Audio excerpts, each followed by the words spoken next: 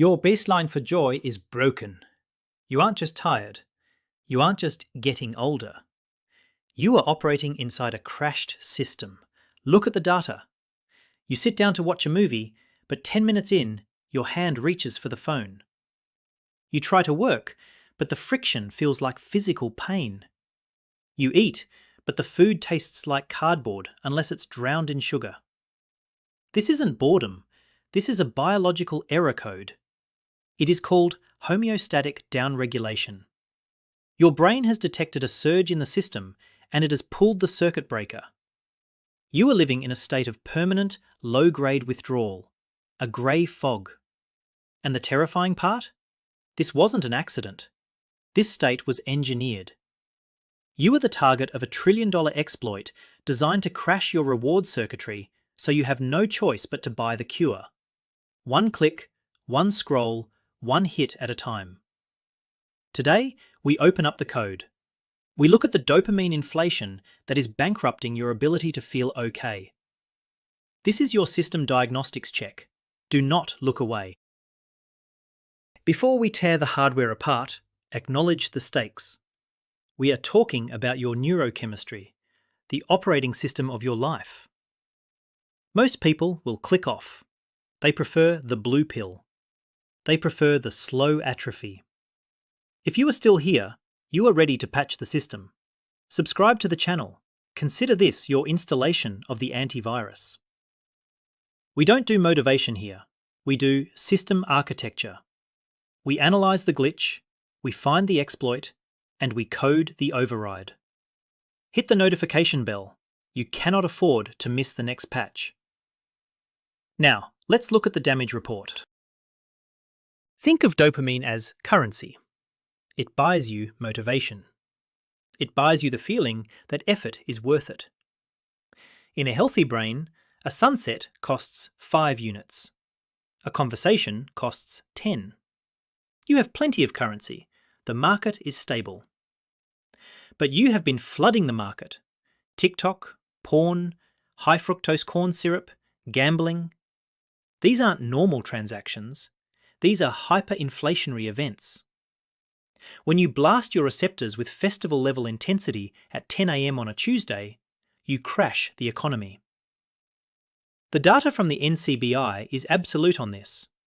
Repeated exposure to super-stimuli triggers homeostatic adaptation. That is the scientific term for the price of feeling okay just doubled. You didn't lose the ability to be happy. You lost your purchasing power. You are in a state of hyperinflation. Normal life, reading a book, walking, working, now costs more dopamine than your system can produce. So you feel flat. You feel bankrupt. And what do you do when you're broke? You look for a high-interest loan. You reach for the phone again. This is the hardware failure.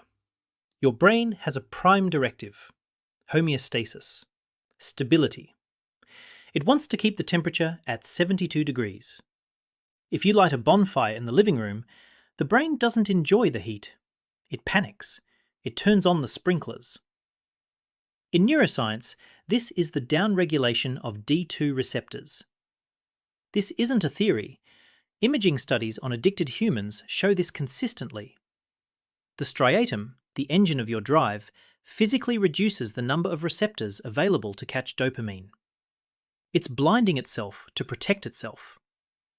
Seminal work by Koob and colleagues proves this adaptation happens in the opposite direction of the drug. You push up, the brain pushes down. You flood the system with cheap joy, the brain builds a wall. The tragedy is the mechanism.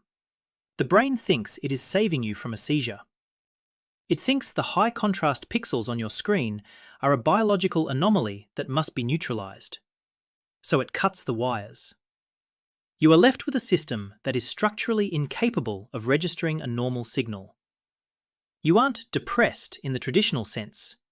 You have deafened your own internal guidance system. The engineers in Silicon Valley know this. They know about Tinbergen's supernormal stimuli. In the 1940s, researchers found that birds would abandon their own eggs to sit on giant, fake, brightly coloured plaster eggs. The fake signal was louder. It hijacked the instinct. That is your phone. That is your ultra-processed food. It is a supernormal stimulus designed to trigger a response stronger than anything in nature. Natural rewards have limits. A banana is sweet, but it has fibre. It takes time to eat. A customized AI feed is infinite sugar for the eyes. It has no fibre. It has no stopping cue. It acts as a weaponized exploit against your homeostatic limits. Papers from the Reward Foundation detail this. Internet porn, infinite scroll, variable reward gaming. They produce massive dopamine dumps that the hardware was never rated for. You are running high voltage current through low voltage wires. The smell of burning ozone? That's your motivation vaporizing. Stop. If you think the problem is just numbness, you are missing the real threat. Numbness is the mercy kill. The real damage is what replaces the joy. The system doesn't just turn off the light, it turns on the darkness. We need to talk about the dark side of addiction models. This is where most people fail. They think they are fighting boredom. They are actually fighting a biochemical panic attack. If you have ever felt a sudden flash of rage when the Wi-Fi cuts out, or a deep, hollow dread on Sunday evening, that isn't your personality. That is the secondary mechanism kicking in. This is the allostatic load, and it is going to crush you if you don't identify it right now. Kube's hedonic homeostatic dysregulation model describes a shift. In the beginning, you use the stimulus to feel good. That's the light side. But eventually, the baseline shifts. You stop using to feel good. You use to stop feeling bad. This is the dark side. When the dopamine drops, your brain recruits stress circuits. The extended amygdala floods with corticotropin releasing factor, CRF. This is the chemical signature of anxiety, irritability, and fear. You enter a state of negative reinforcement. You aren't scrolling Instagram because you enjoy it. You are scrolling because the second you stop, the CRF spikes and you feel the pain of existence. You are medicating a wound that the medication created. This is why just stopping feels impossible. You aren't fighting a habit. You are fighting a chemical assault. Your body is screaming that it is under threat. The threat is the silence. The threat is the lack of input. You have become allergic to your own thoughts. Let's get technical. Homeostasis is returning to a set point. Allostasis is maintaining stability through change, by moving the set point. In this dysregulated state, your hedonic set point has moved into negative territory. You are operating in the red. The graph has shifted. A normal day now registers as pain. A good day registers as neutral. Only the supernormal hit registers as relief. This is the dopamine deficit state. The research shows that this recruits the brain's stress systems to maintain this new toxic balance. You are running the engine at 7,000 RPM just to stay parked in the driveway. This burns energy. It exhausts your executive function. This is why you have no willpower for the gym. Your willpower is being consumed by the background process of managing this allostatic load. You are cognitively fatigued before you even wake up.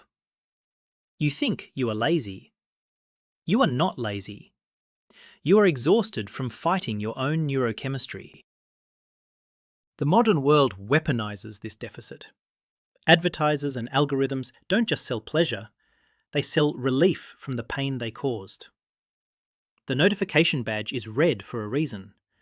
Red is a biological alert color. It triggers a microdose of cortisol. You check it to remove the threat. The infinite feed is designed to be a pacifier for the amygdala. As long as the thumb moves, the anxiety is suppressed. Stop the thumb, the anxiety returns. They have trapped you in a negative reinforcement loop. You are a rat in a cage, pressing the lever not for a pellet of sugar, but to turn off the electric shock. And the shock is your own life. This is the ultimate exploit. They have monetized your withdrawal symptoms. Every second of attention you give them is a ransom payment to keep your own stress circuits quiet. So, what's the fix? You've heard the buzzwords: dopamine detox, dopamine fasting. You think you can just go to a cabin in the woods for 24 hours and reset your brain? Wrong. That is bad science. It is wellness influencer garbage. Dopamine is not a toxin. You cannot flush it out like a kidney stone. This isn't a cleanse. This is tissue regeneration. If you break your leg, you don't detox the bone back together in a day. You cast it and you wait for the cells to knit. The receptor downregulation we talked about? Those are physical protein structures in your neurons. They take weeks to regrow. Some studies suggest months. If you think a weekend off Instagram fixed you, you are experiencing the placebo effect, not a system restore. We need to look at the real timeline, the brutal timeline. If you want to fix this, you need to know how long the tunnel actually is. Here is what happens when you actually pull the plug. Day 1 is easy. It's novel. You feel righteous. Day 3 is the crash. The incubation of craving begins. This is a known phenomenon in addiction research. The desire doesn't go down linearly, it spikes. Your brain realizes the supply has been cut. It throws a tantrum. The dysphoria hits. The boredom feels physical, like an itch behind your eyes. This is the danger zone. This is where 99% of people relapse. They interpret the pain as, I need this. No, the pain is the system recalibrating. It is the feeling of receptors crying out for a signal that isn't there. You have to exist in the gap. The gap is the time between cutting the supply and the upregulation of the receptors. In that gap, life sucks. It is flat, it is grey, it is irritating. You have to be willing to be bored. You have to be willing to feel bad. If you cannot tolerate negative affect, you cannot heal. You are paying off the debt. You spent years borrowing joy from tomorrow. Now the bill is due. Neuroplasticity is a double-edged sword. It got you into this mess, and it's the only way out. But it is slow. The structural changes in the nucleus accumbens, the regrowth of D2 receptors, require consistent conditions. You need to lower the average daily dopamine frequency. Think of it like insulin resistance. You don't cure diabetes by skipping one meal. You cure it by changing the glycemic load of your diet for months. You have to lower the dopaminergic load. Every time you resist the urge to check, you send a signal. We don't need those stress circuits anymore. Every time you engage in a low dopamine activity, reading, walking, staring at a wall, you are forcing the brain to increase sensitivity. You are turning up the gain on the microphone because the room has gotten quiet. But this lag is real. You will do the work for 2 weeks and feel nothing. That is the glitch. The user interface doesn't update in real time. The code is recompiling in the background. Trust the process, not the feeling. How do we speed this up? We use a clinical protocol called behavioral activation. The system is waiting for input. If you starve it completely, the stress response worsens. You need to feed it clean fuel. This is the difference between fasting and dieting. You need high effort, low dopamine rewards. Exercise, cold exposure, complex skill acquisition. Why? Because these release dopamine after friction. They couple the release to effort. This rebuilds the link between work and reward. The supernormal stimulus broke that link by giving you the reward before the work. We are resoldering the connection. You force yourself to do the task when you don't feel like it. The not feeling like it is the resistance we talked about. Pushing through that resistance creates a new neural pathway. You are teaching the brain that the only way to get the chemical is to manufacture it internally through exertion, not import it digitally through a screen. Listen to me. This isn't just about feeling happier. This is about your survival in the modern economy. The world is splitting into two species, the dopamine dependent and the sovereign. The dependent are the consumers. They have short attention spans, high anxiety, and zero impulse control. They are the batteries that power the algorithms. The sovereign are the ones who can hold a thought for more than 60 seconds. They are the ones who can work deeply. They are the ones who will build the future.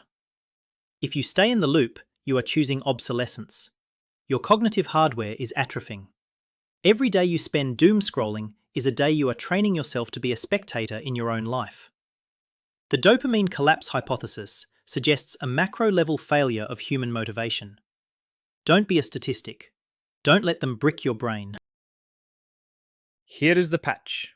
No soft advice. Binary code only. 1. Identify the supernormal. What is the highest spike in your day? Porn? Sugar? TikTok? That is the leak. You must apply a friction patch. You cannot rely on willpower. Willpower is a finite resource, and yours is empty. You need physical barriers, grayscale on the phone, app blockers that require a password you don't have, food not in the house. 2. Embrace the boredom. Schedule do-nothing time. 20 minutes. No phone, no music, no meditation. Just sitting. Let the itch burn. That burn is the receptors upregulating. It is the feeling of healing. 3. The effort-reward ratio. Do not consume high dopamine content before noon. Earn your dopamine. If you want the music, you run. If you want the movie, you clean. Recouple the reward to the effort. 4. Sleep hygiene. Your glymphatic system cleans neurotoxins at night. If you sleep with your phone, you are poisoning the cleaning crew. This isn't a 30-day challenge. This is a permanent migration to a new operating system. The old one is full of malware. You have the diagnostic. You see the glitch. You know the exploit. Now you have a choice. Close this video and open the next short, the next reel, the next hit. Let the current wash you away. Or put the device down. Look at the wall. Feel the silence. That is where your life is. We are building a resistance here, a group of minds that refuse to be hacked. If you want more protocols on rebuilding your attention span, your testosterone, your drive, check the description. Join the mailing list. It's the only way to get the signal without the noise. I will see you in the next briefing. Now, execute the protocol. Disconnect. Wait! Before you execute, you need to understand the loop mechanics one level deeper. I mentioned the nucleus accumbens. This is the integration center. It takes input from the prefrontal cortex, your logic, and the amygdala, your fear. In the addicted brain, the connection to the prefrontal cortex weakens. This is hypofrontality. It means your logic center is offline. You literally cannot think your way out of the urge because the part of the brain that thinks is being bypassed. The signal goes straight from cue to action. This is why we use friction. Friction gives the prefrontal cortex a 2-second delay to come back online. That 2-second pause is the difference between a relapse and a victory. Stanford neurobiologist Andrew Huberman talks about dopamine spotlighting. Your brain highlights the path to the reward. We need to dim that spotlight. We do that by widening the field of view. Look at the horizon, literally. Panoramic vision engages the parasympathetic nervous system. It calms the loop. Use the biology to fight the biology. Let's validate what you are feeling right now. You might think, Tom, I tried this and I felt depressed. Good. That means it's working. That flatness? That is the opponent process theory in action. Your brain pushed the seesaw down to counter the high. Now you removed the high, but the brain is still pushing down. That is the depression. It is temporary. It is a lagging indicator. It means your brain is strong. It adapted to the drugs. It will adapt to the sobriety. But you have to hold the line while the seesaw levels out. If you jump off now, you reset the clock. The flatness is not the end. It is the tunnel. Keep walking. Every second you wait, the neural pathways for the bad habit get myelinated. Myelin is insulation. It makes the signal faster. Every time you give in, you are wrapping that wire in electrical tape, making it more efficient. You are building a superhighway to your own destruction. You need to stop construction today. Let the weeds grow over that highway. Let the path decay. It takes time, but neuroplasticity works both ways. Synaptic pruning is your friend. If you don't use it, you lose it. Lose the addiction. Lose the weakness. Reclaim the hardware. The system is rebooting. Do not abort the process. This is Tom. We are done here. Do not click the recommended video. Do not scroll down to the comments to see what other addicts think. Stand up. Walk away. The protocol begins the moment the screen goes black. Out.